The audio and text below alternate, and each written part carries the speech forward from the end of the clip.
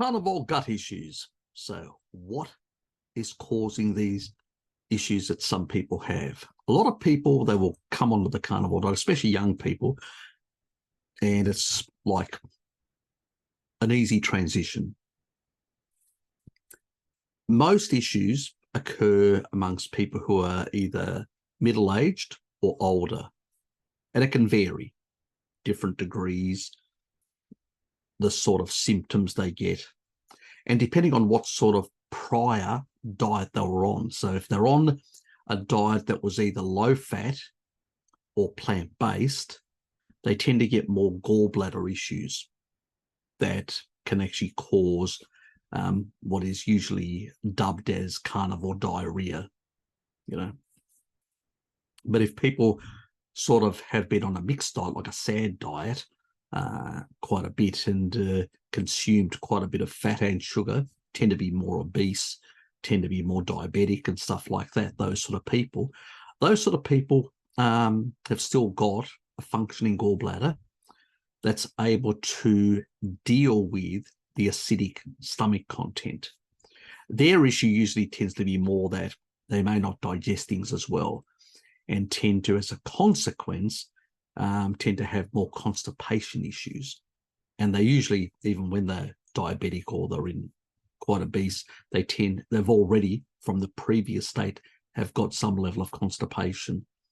And so the carnivore diet may improve the symptoms, but may not resolve the underlying issues for a number of reasons that can actually, so there can be derangements in the gut microbiome. That's one thing. Gut permeability can be another, and that can actually cause both constipation and diarrhea. So, a certain level of inflammation due to that. And then you've got the interactions between your stomach, your pancreas, your liver, gallbladder axis. All these have to work synergistically together. If they're not optimally working together for whatever reason, then you're going to have possibly transition problems. This is the reason why me and Bart, Jonathan as well, there's a few people in the carnivore community that understand this and usually tell people to transition slowly. Now, I didn't have any transition problems, because I went from a SAD diet. I always used to consume quite a bit of, so I did have some gallbladder issues, but not severe. It was more sludge, and it was occasionally I'd get some issues, but it wasn't like a constant thing. It was occasionally here and there within a 2-year framework, and then it cleared up altogether. And I used, obviously, a number of supplements to sort that out. We'll go into those, but this is just generally giving a bit of an outline why. I was going to do a series of videos, which I will still do, and we'll go into some of the science. We'll look at some of the actual organs, some of the nutrients that are important, and some of the mechanisms. But today is just sort of giving a general overview, like a more of a protocol, or giving you a bit of a background understanding before we go into any details in future videos, because people constantly ask me, I've got these sort of symptoms, and it's best to clear it all up. Now, you could have low stomach acid, and sometimes that actually can cause malabsorption issues and stuff like that. Also, constipation. Constipation and diarrhea are like a double-edged sword. The other, because sometimes you can actually get constipated and then go to diarrhea, and that is because your body's trying to actually excrete that it's staying in for too long, and that actually will put a bit more fluid, and you can go through a stage of those. The other thing is you may not be producing enough metabolic water, and so a lot of people are not fat adapted, or they've got more poor mitochondrial function, and under those sort of circumstances they need to get external hydration. They can't generate enough internal hydration because they've done too much mitochondrial damage in their middle age or older age. And so even though I know water is high in deuterium and it is a problem, in terms of the mitochondrial side, there is low D water, low deuterium type water. You can actually buy it on the web that actually has lower levels. So you'll find anything from 100 ppm right up to 140 ppm, which is still much lower. Well, in the 140, like the Evian water, for instance, is at the level which is similar to protein. So it's not like 155 and 160 or whatever, like refined sugars and tap water, as an example. So, and while tribal people hydrate with body fat mostly, or low deuterium leaves to get their water, like the Samburu, where they actually put it into an ostrich egg from the actual leaves, and those leaves, because of the UV, they're deuterium depleted, the water content, because it actually goes to the fruit. That's why I say fruit is the worst carbohydrate you can consume, because it's not only high in, because it's high in deuterium, and most of the deuterium is actually concentrated in the fructose part. Anyway, that's another reason that fructose is a problem. Now, what we need to understand is that if let's look at constipation. If you're not breaking things down properly, then you're not going to be absorbing a lot of those aminos, fatty acids and all that, and some of that stuff is going to end up more in the colon, and then you're going to get a bit of fermentation, stuff like that, and bacterial overgrowth potentially.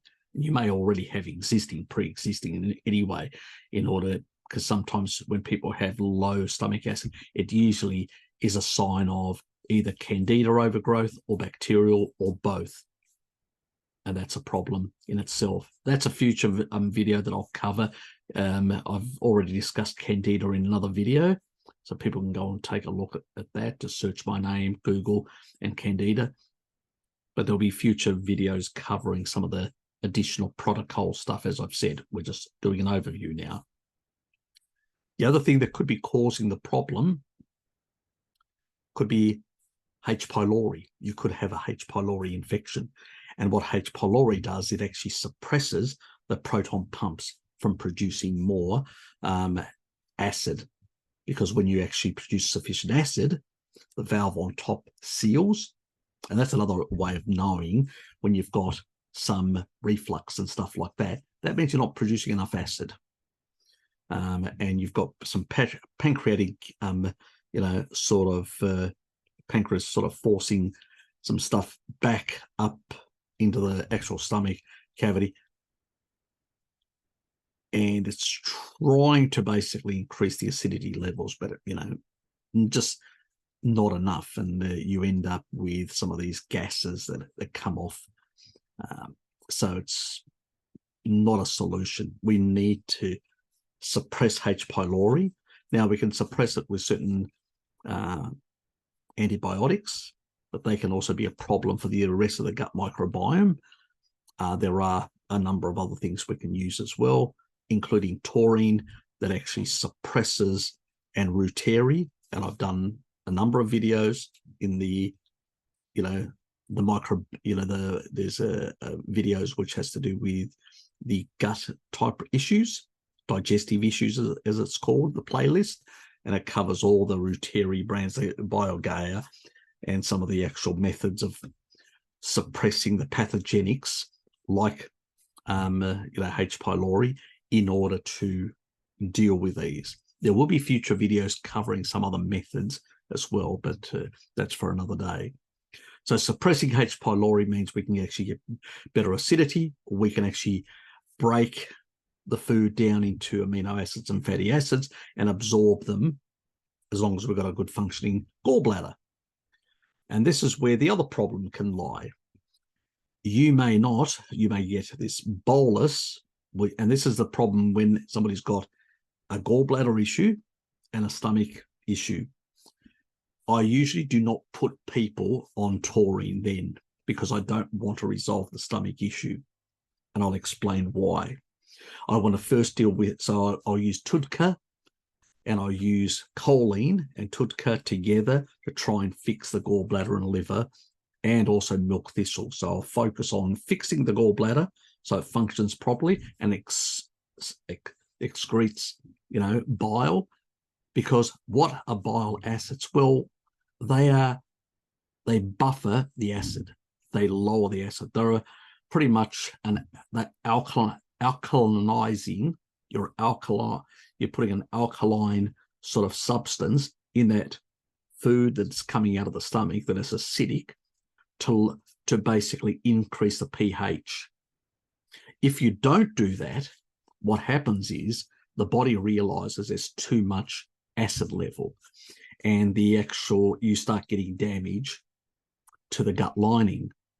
So what happens is the body then starts flushing water into the actual gut in order to buffer the acid.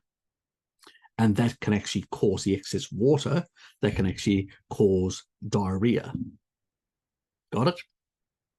So that's why I usually say to people, until you resolve some of these issues, keep some of the plants in, because they can also provide some level of hydration, especially the greens, but careful you don't go to oxalate green plants. Stick to things like zucchini and things which are low oxalate, those sort of things. You don't want the high oxalate to create issues.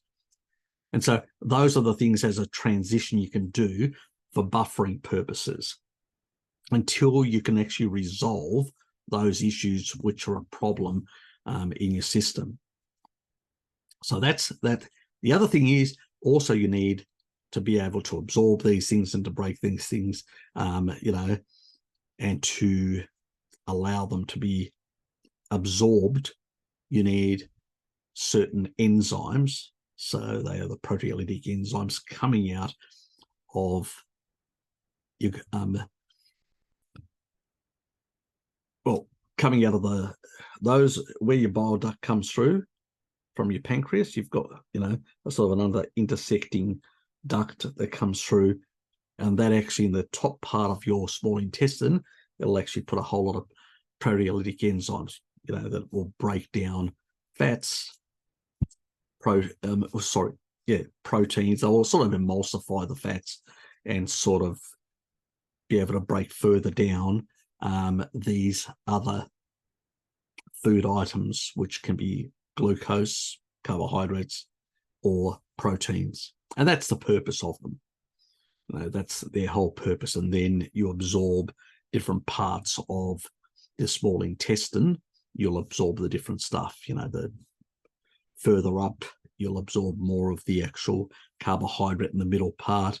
And in the middle part, you'll absorb most of the protein, the amino acids. In the bottom part, you'll absorb most of the fat-soluble vitamins and fats and stuff like that. So cholesterol and all these other things.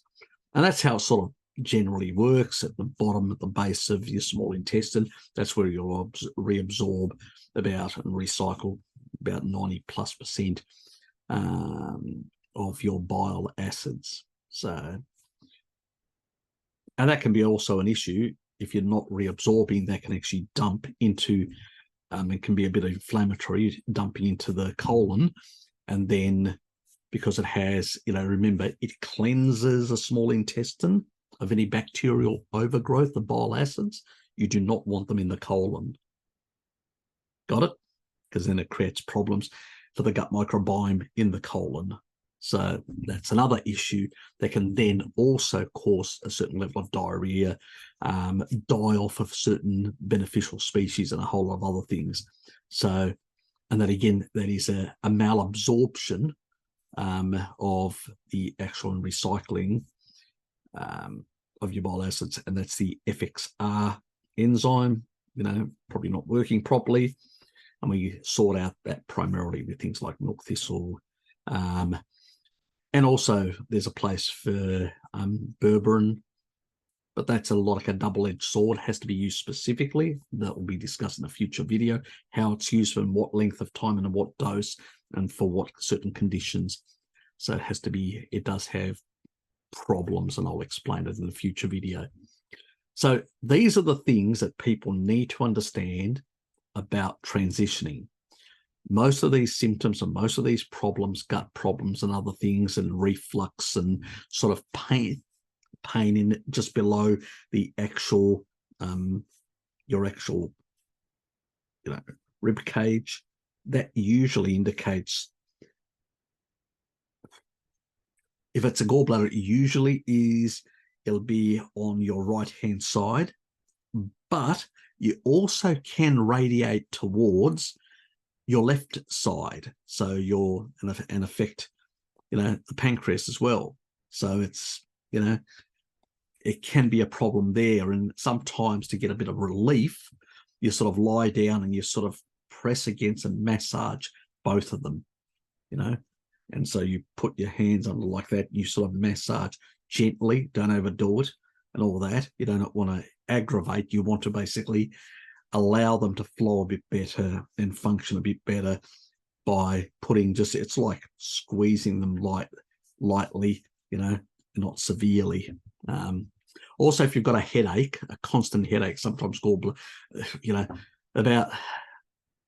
it's believed, this is epidemiological, it may be completely wrong, it may not be exactly the figure, but the majority, based on epidemiology, the majority of severe headaches that there is not a genetic base for them tend to be a gallbladder issue.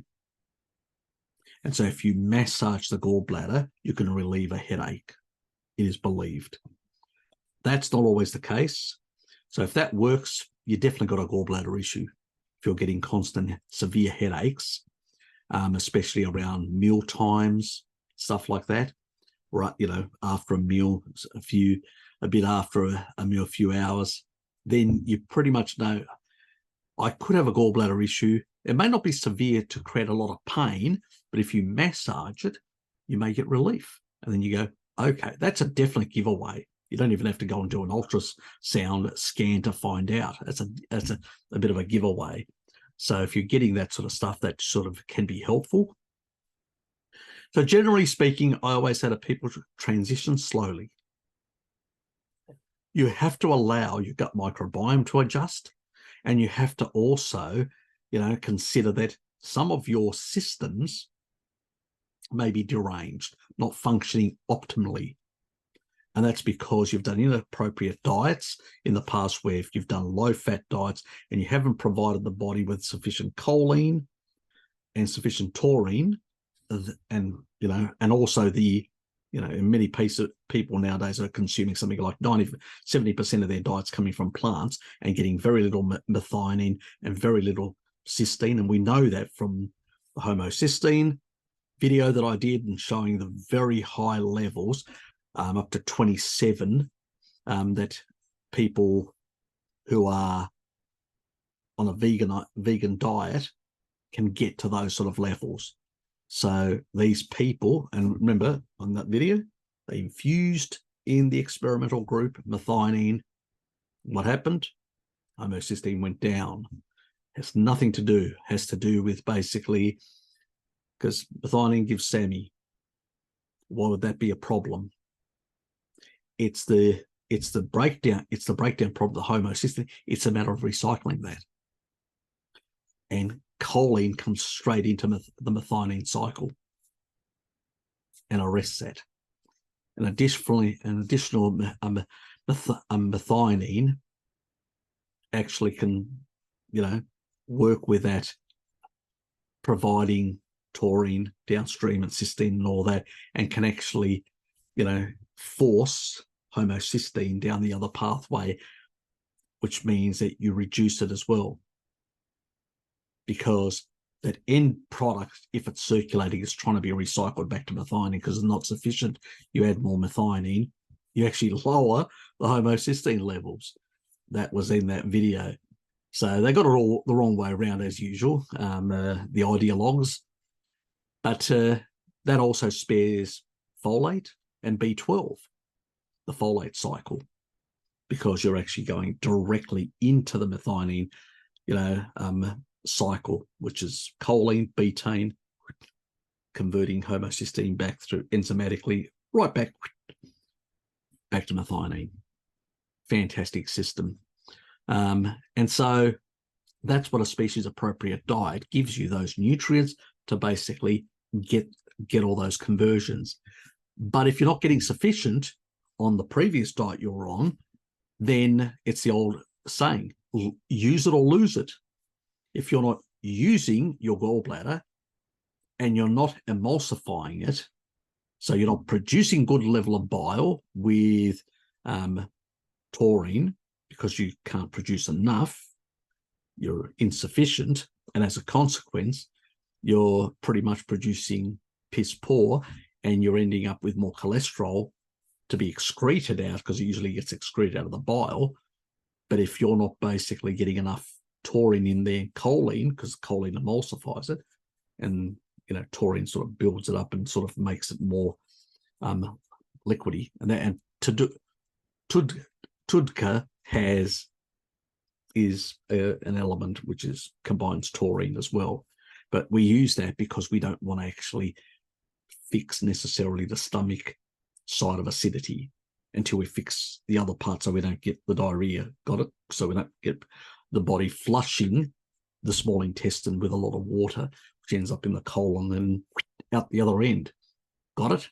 So that's the reason. So we need to use other methods to fix that part, and then we can go back to fixing the stomach. And then you'll have something that will break down the food so you can absorb all the nutrients and, and sort of function better, see health improvements by absorbing nutrient-dense foods, and at the same time having the proper buffering of the acid bolus that's coming out of the stomach with the bile acids. Got it? It's a wonderful system as long as you allow it to work properly. For thousands of years, our ancestors did that. We got to the modern era, and now because of refrigeration, we can actually store carbs all year round, let alone with industrial technology. We can process them and have them in large amounts and ignore animal foods that we've been consuming for thousands of years without any health problems. So we put in refined oils that come out of our oil refinery. That's why they're called industrial seed oils. They're not basically, anything. They are, man-made crap with full of primary and secondary oxidative products that cause massive inflammation throughout the body and high levels of aldehydes that rip lipid membranes. So very damaging to the body, let alone the deuterium, which they are massively high, double that of sugar, which destroy the ATPase, the little nanomotors in your mitochondria at the end of the electron chain, complex 5. So, reducing ATP synthesis. Then we have a drop in our capacity to heal, our capacity to function properly, and potentially cells can go into senescence and then potentially even cancerous, based on the Warburg effect that a lot of us know and we've discussed in the past. I'm not going to go over that. There's a whole lot of cancer videos that cover most of that sort of stuff. People can go and take a look if they're interested. So the focus is to understand that our body's a system and there's a whole lot of parts. Stop thinking in reductionist terms. Our body's a system and a lot of the things are interacting. And so if certain parts are not working, you're going to get certain symptoms and all that. Now, there is another factor. Obviously, there's a factor with our immune systems. If they're not in good nick and all that, that can be a problem in itself. So we need to basically improve our vitamin D status. And vitamin D and taurine play a very big role in the tight junctions within the gut. But as I said, if we've got an underlying problem with our gallbladder, we need to focus and do that later. Fix the gallbladder first, and then we can start resolving that. We can use vitamin D, 5,000 IUs, plus B complex, but only for 3 months, no more.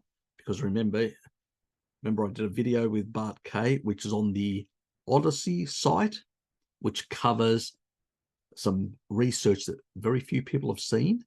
that actually shows pantothenic acid actually can be stored over time in quite a bit of amounts, which can then create too much circulating, and it can actually affect these cells at the base of your head, the back of your head, and they can affect your sleep cycles, without going to technical terms, and also cause insomnia with too much elevated pantothenic acid. So we've got to be very careful, but we take it for a small amount of time. What happens is the beneficial bacteria need both vitamin D and they need also the B complex. And, you know, too much alcohol and too much of this depletes these things.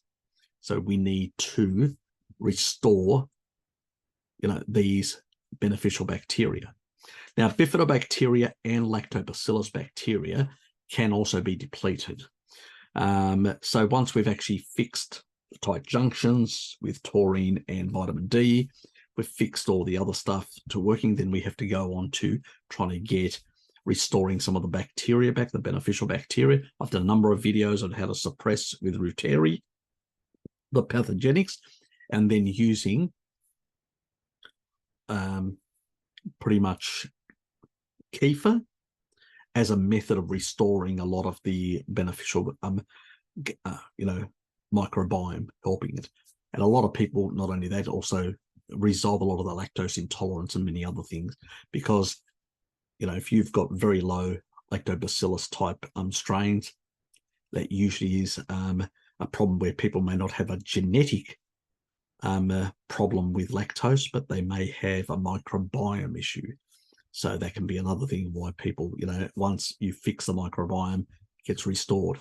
The other element with bifidobacteria, and that's why sometimes getting a broad spectrum of lactobacillus and bifidobacteria are required at a later stage, because we're trying to resolve all this. You've got a gallbladder issue, you may also have overgrowth. So the last thing we want to do is put more stuff in. We want to fix things at the stages, fix them, and then move on.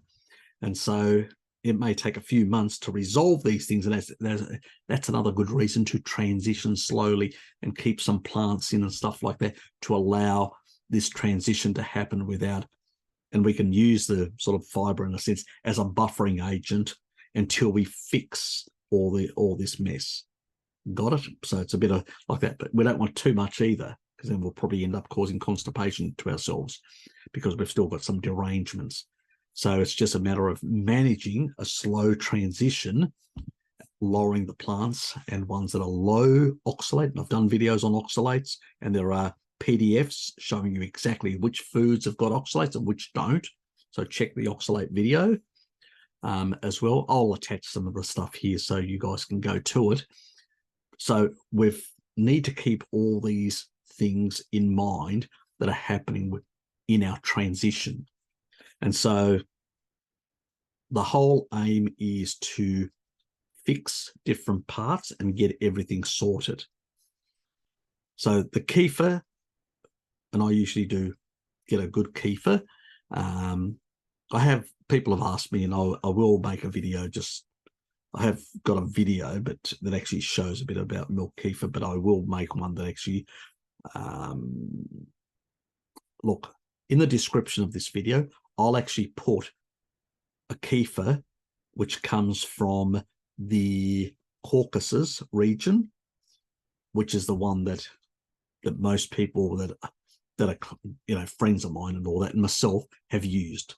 Okay, so that's the way to go. But that's at a later stage. So first you have to fix all these other things, and then you want to restore the beneficial bacteria. And usually what I do is I'll make a bit of a milk kefir, and I'll get the Reuteri stuff, which is a small amount. It's only got 100 million, and I will put it in the kefir to produce billions of it over those 2 days before I have the kefir. And so I'll actually ramp it up. And we know by ramping it up, even at 100 there, you know, if you're taking every day like 100 million, it tends to suppress C. diff. But I want to just annihilate these buggers. And so I like putting it in the kefir and actually increasing the amount, so I can actually also restore more in my gut, if you're getting my drift. So that's one thing. And then on the other thing, I also get a broad spectrum sort of lactobacillus with beneficial strains. I will put links, and also the bifidobacteria ones as well. Now, COVID. That's another thing that's thrown a spanner in the works when it comes to gut issues. Recent research, and I've actually pinned a number of doctors that have actually gone into the research and looked at their own clients, and have actually tested them, and have actually seen when they've come back, their gut microbiome tests compared to their previous gut microbiome test pre-COVID, they've noticed a considerable, reduction of bifidobacteria and also lactobacillus. And how much you get of that also seems to affect people's severity in terms of insomnia and some other sort of effects that they have, some other derangements. So it's not only the sleep cycle stuff that seems to be deranged a bit, but a few other things. Because we do have circadian clocks in the gut and elsewhere. If you get derangements, it can affect sleep as well.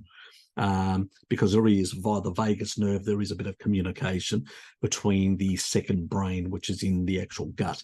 So keep that in mind, and that's really what's happening. And that's why we need to sort of restore those beneficial bacteria in the proper way. And remember, eating a species-appropriate diet, what it does is, because the two big groups are Firmicutes and bifidobacteria. Now, we still need some Firmicutes, but not as many. We want them slightly less, and especially Prevotella, slightly less, which increases a number of the inflammatory interleukins. So the inflammatory signals, we don't want too much. And that's what happens when bifidobacteria drops, these the Firmicutes grow too much. And they also grow from fiber and plant-based far more. And meat increases bifidobacteria, which is the majority of beneficial. So you get this shift over time. So you're not eliminating Firmicutes, but they come down. They can still use some amino acids. They don't necessarily need to use fiber or things like that, but they tend to shrink in the amount, and bifidobacteria grow slightly, which is a good thing because a lot of the ones that do grow tend to be very anti-inflammatory, which is really good, which settles the gut microbiome down very nicely. Thank you very much. And it's the reason why a lot of younger people who don't have a lot of these other issues, they transition, they go, I feel fantastic. Well, you do, because all the things have been, adjusted, and your gut microbiome has actually shifted and is nice and dandy. But the problem is people that are middle-aged or older, or sometimes even younger people that may be in their late 20s or early 30s, they also may have derangements because of really poor choices they've made from a very young age, or their parents made from a very young age. And it seems now that the current generation seem to be sicker at a younger age, seem to get cancer and a whole lot of other diseases at a younger age. So that's a new phenomenon that is more recent with this current young generation. And it's because they've been exposed over multiple generations to the family to really poor diets. And epigenetically, they've been, you could say, affected in that regard. That doesn't mean you can't fix things, but it's much harder in those people that have got far more derangements. But it may take a bit longer. So you need to be patient with these things. But at the end of the day, if you're shifting towards a species-appropriate diet, what the N15 data, our archaeological evidence shows us, because we looked at the isotopes in the bones, and they quite clearly indicate we were super hypercarnivore.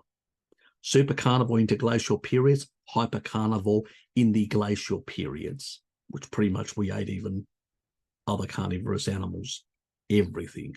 We were uber predator, basically the top predator, until we had agriculture. And then we see iron deficiencies and all sorts of things, the little white dots on the cranium and all those sort of things. Archaeologists have seen that.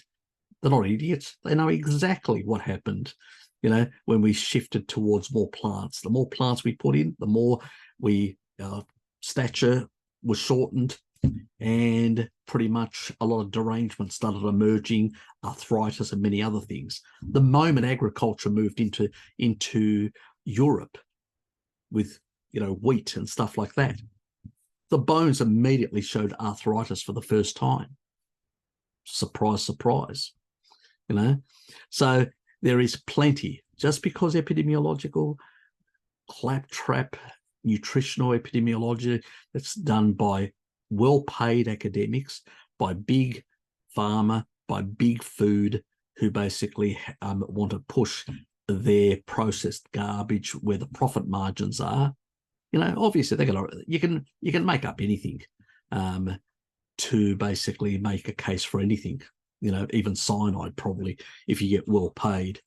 But the reality is, the rest of us have wised up. We've looked at the archaeological evidence. We've looked at the best, you know, research that's been done, and we've realised it's bullshit. You know, and I always say to people that people say, well, you know, we've only got observational studies, and so, you know, how do we know? And Bart on his side says, well, we've got no real research. We can't lock people up for life.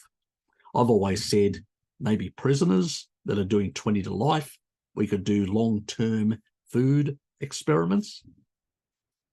Anybody out there, a governor or a head of state that actually is listening to this, you could do a service for humanity, pitting different diets to, you know, to actually show that a species appropriate diet is the best way to go.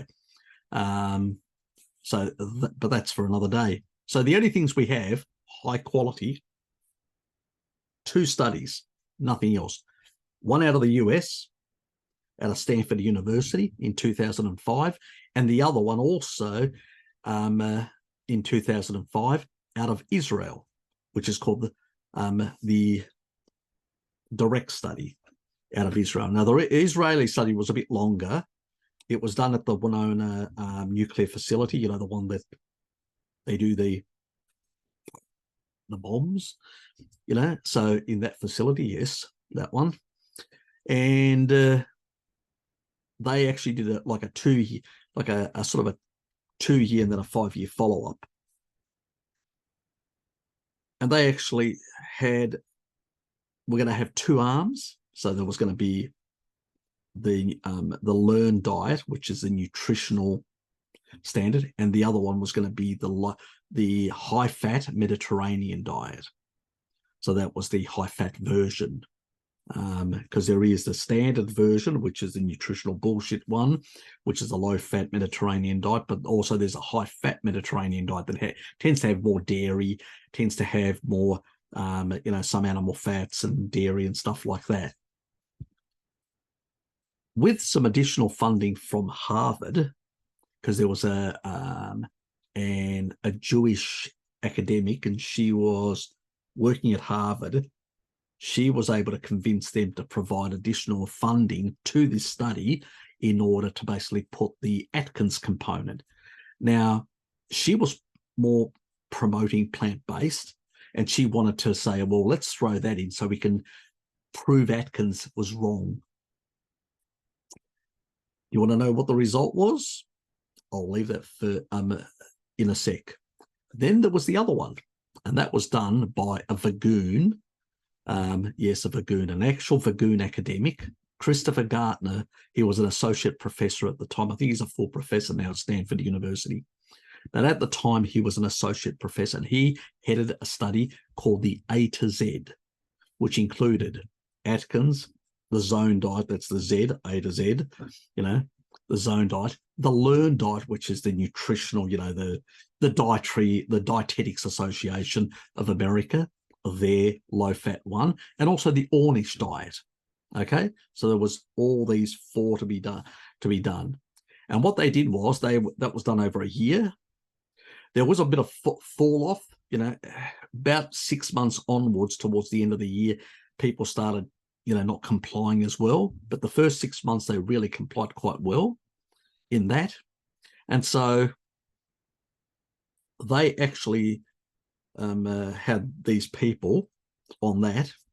And there's a video of, and I'll actually I'll attach a link to it, where Christopher basically at the end says, I just cannot believe, because he said, I'm not going to change. I'm going to still, remain plant-based, and I'm doing it for ethical reasons. Really, Christopher? Anyway, but he had to admit that the Atkins diet was superior in every regard, and also reduced inflammation, because they did take blood to works and they looked at some other markers. It was actually, to see whether people would lose weight and stuff like that. So that was the purpose of the study. But they did take additional measurements, and they noticed that a lot of biomarkers improved, So people's blood glucose, all these things actually improved. These people were doing much better. He had to admit it. He actually got a lot of stick for this with Ornish. Ornish, was really pissed off with him, obviously, because it went against their ideology, now didn't it, boys and girls? And so he was really annoyed with this sort of thing.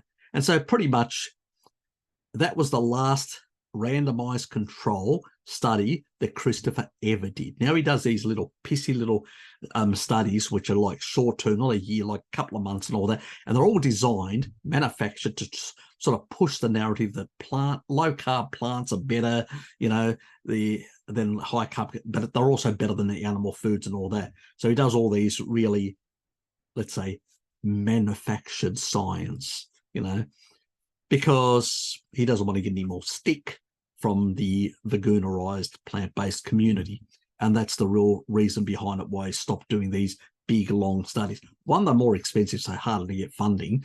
So they thought, these people, that they would prove Atkins wrong. And this is the original Atkins book. This is not the new Atkins book that was, produced by the low-carb people in the low-carb community in the modern era. So Eric Westman from Duke University, he developed the new Atkins book, which it does have animal foods, but it's a low carb with more plants in it, in order to basically make it friendlier to the modern people that are more plant-based. So that's where he's shifted. Eric seems to be moving towards more carnivore nowadays. So he's sort of shifting away from that approach. But that's where he was about a decade ago when I came across him, where people like Christopher and the people in the direct study in Israel, they actually used the original book written by Atkins himself. And that book was quite clear, it was bacon and eggs in the morning. It was just wall-to-wall animal foods and some vegetables, but it was primarily, it was a highly meat-based. It was like 2/3 animal-based and 1/3, if that, or a quarter plant-based, plants. So it was sort of getting close to super carnivore levels in a sense. So it was very much animal-based. And what did they see? All these improvements. Christopher saw it, and he couldn't believe his eyes. But it's nice when your opponents actually prove themselves wrong. And then in the direct study, in Israel, we saw the same thing. Atkins was first in every single area. There was a couple of areas, 1 or 2 areas, where the high-fat Mediterranean diet was equal to the Atkins diet, just marginally. I looked at the figures and I'm going, sort of.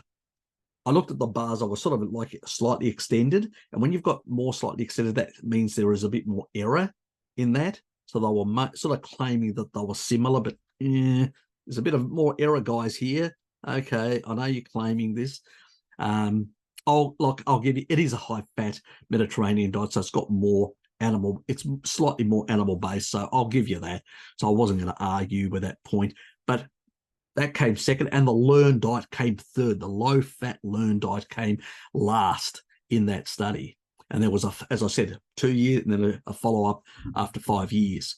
So after that, we've seen no long-term 1 or 2 years or more such randomized control studies. I wonder why. And if you've noticed them, they haven't been cited very much either. I wonder why. Because pretty much industry hates these 2 studies. Nobody talks about them. Most people have forgotten about them completely forgotten about them. And the reason why they've forgotten about them is because the industry wants them to forget about these studies. It's not accidental, guys. They want them to be forgotten because, you know, it goes against their narrative. That's what you've got to understand. Now, I've actually got the video with the Maasai as well. You know, those guys, their women are breeding in their 40s and 50s. Their men in their 70s plus. They're living, you know, like that other guy, you know, his old man is over, you know, over 100. And he was a young bloke. So in that video, and these are just people, just tribal people telling their story. And that's normal. Or, you know, in the Blue Zone stuff that I actually demystify, all the Blue Zone nonsense, the playlist, Blue Zones, I've also got there Mary Ruddock, and she actually has stayed, lived with her Hadza, with a Maasai, gone hunting and gone out with a number of tribal people. And she talks about a lot of this sort of stuff and gives a bit of a background on how they live, how they operate and all that sort of stuff. So people get insights about them, all that, you know. Got a conversation with her, you know, about this older lady that was jumping up and down. She was 122, you know, middle-aged person couldn't do that without fracturing something nowadays. You know, that's how piss poor they are. Here's my old man on a highly carnivorous diet.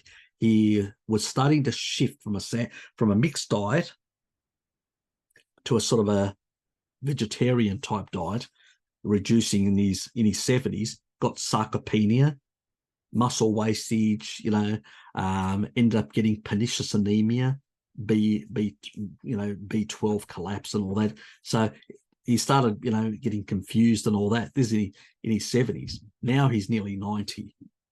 And we've repaired most of the damage that he did to himself, and he's much better.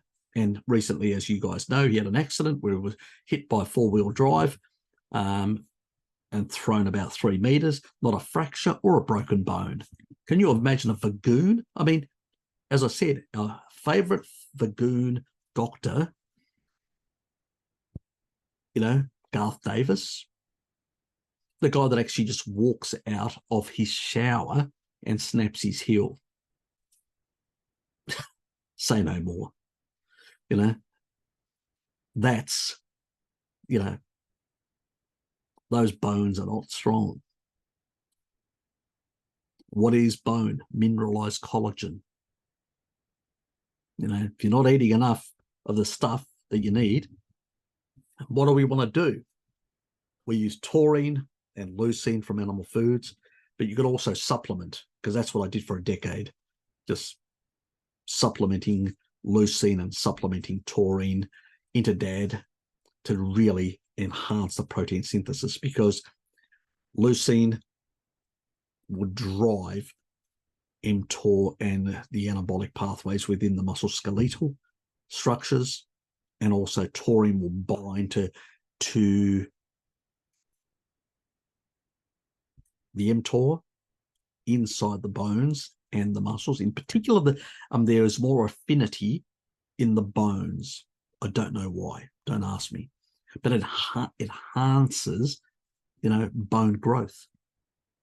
This is what I've said. Older people, they should be on a 6 gram leucine, 6 gram taurine supplement for the rest of their life if they want strong bones and strong muscles.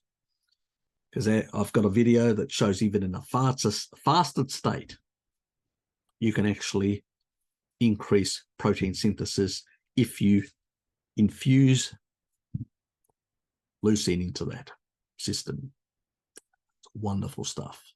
And the recent one that I've done, which actually has benefits if you're in a low carbohydrate state, has benefits in terms of cancer as well.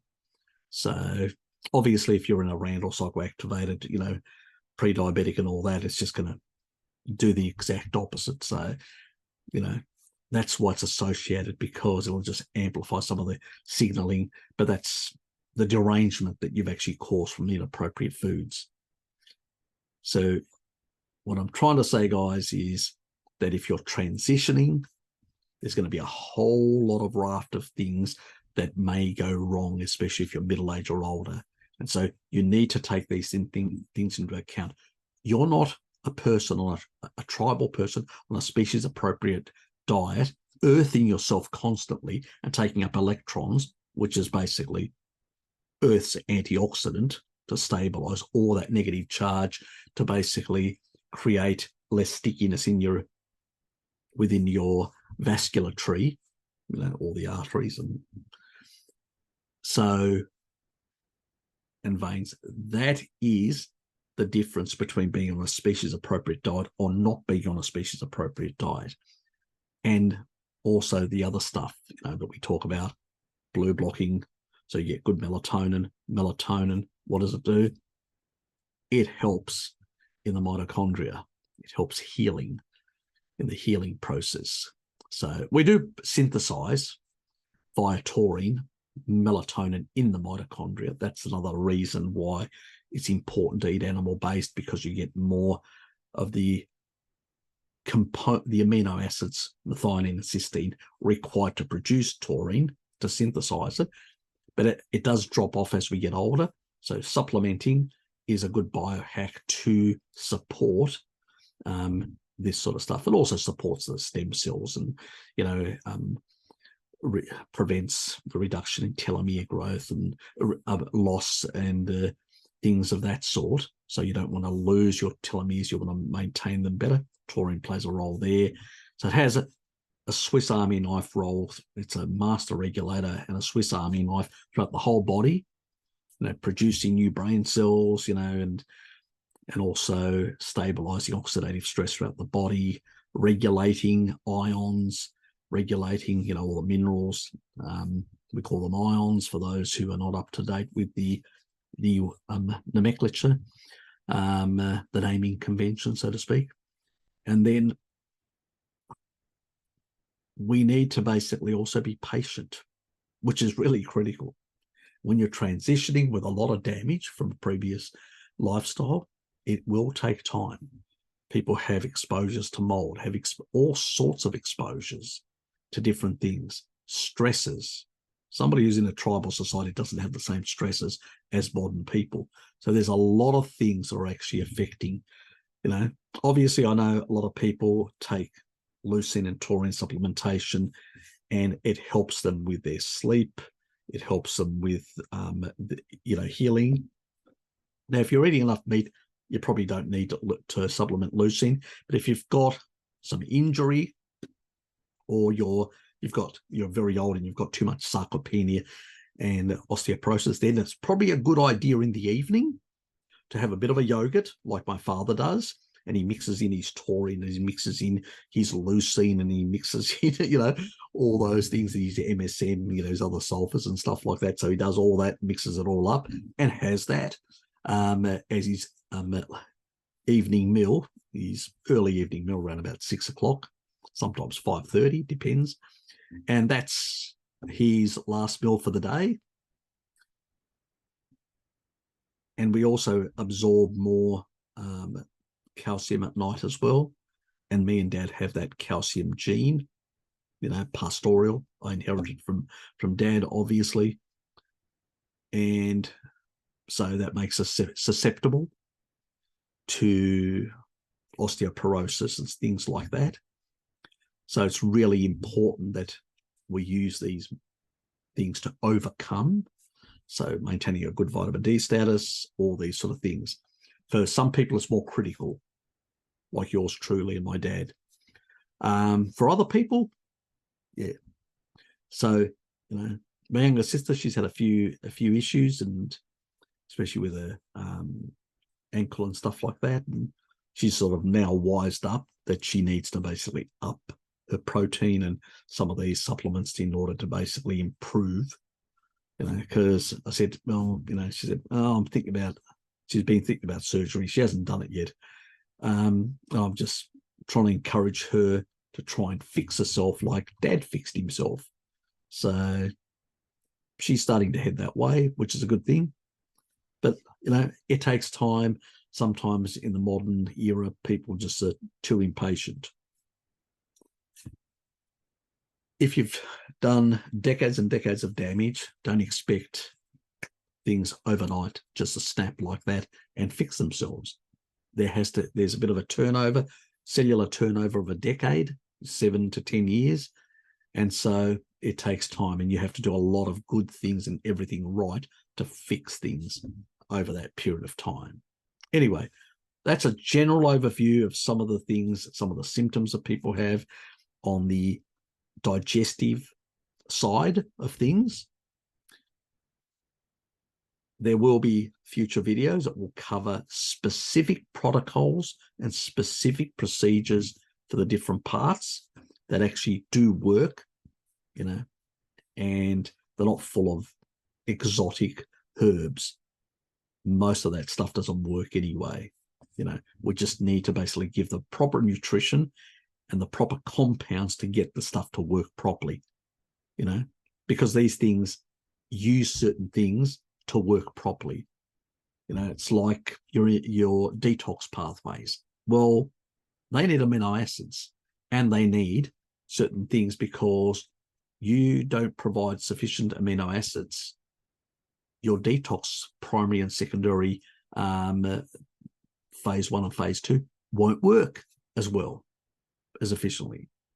So you can give yourself all these other supplements, and if you don't give yourself enough protein, so you don't get enough amino acids, well,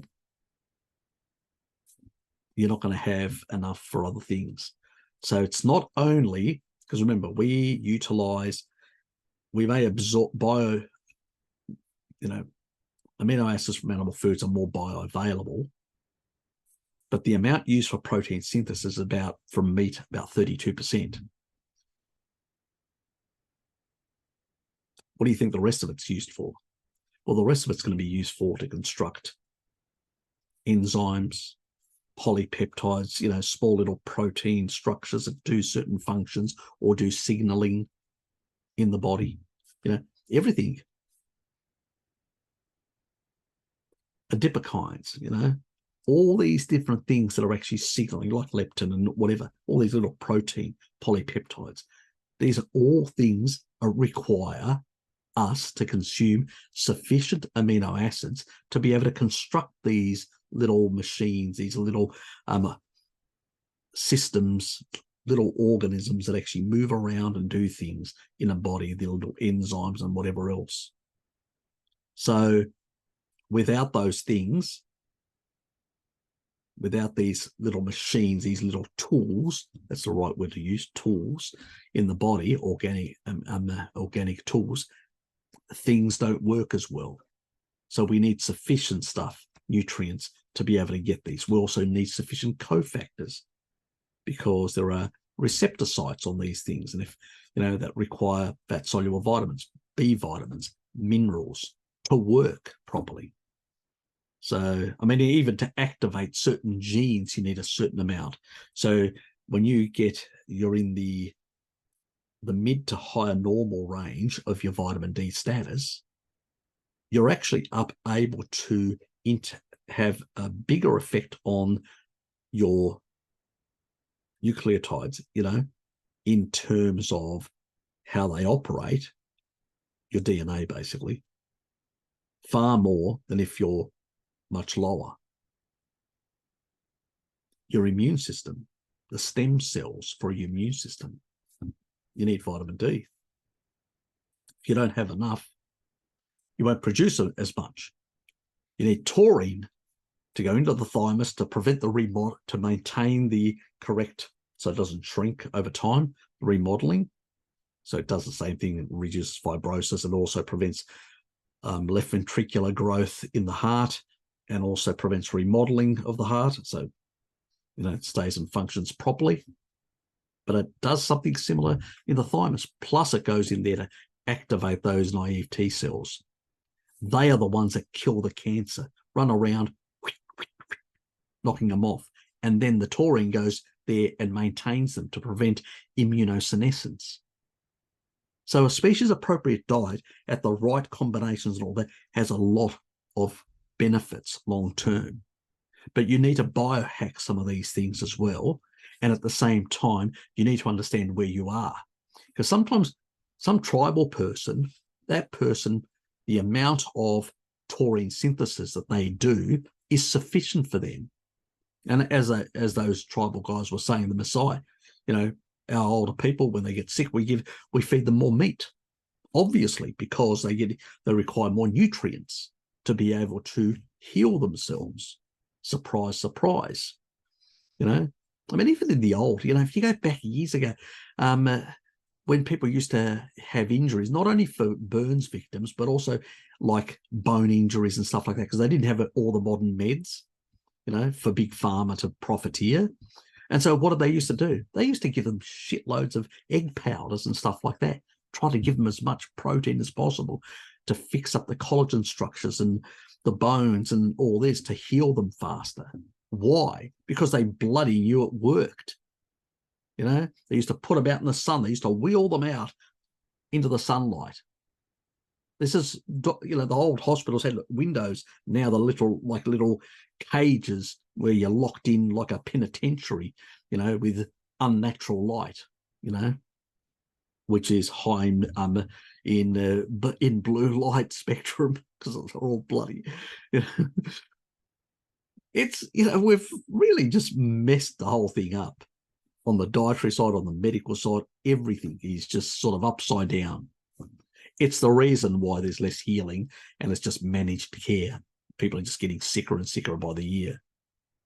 And it's just a crazy system that we live in. Anyway, for those transitioning, getting back to the subject matter, for those transitioning on a carnivore diet, do it slowly, guys, to avoid a lot of these sort of things. And if you've got certain symptoms, as I said, like diarrhea or constipation may be indicative of both a gallbladder issue and or a stomach issue, not producing enough stomach acid. So that means you need to go and do a test, an ultrasound to see whether your stomach's functioning, whether your gallbladder is functioning properly. Your stomach also is functioning properly. You know, may have to go and do a test to see whether there's any overgrowth.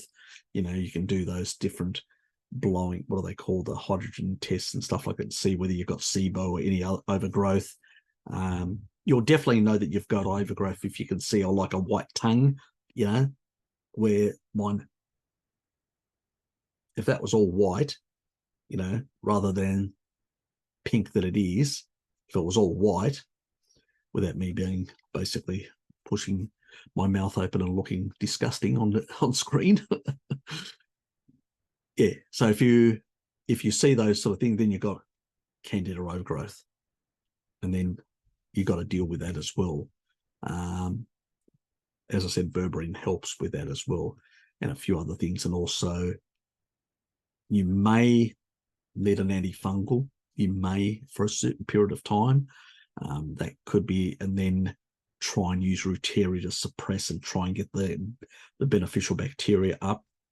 There can be a bit involved in there. That's for a future video anyway.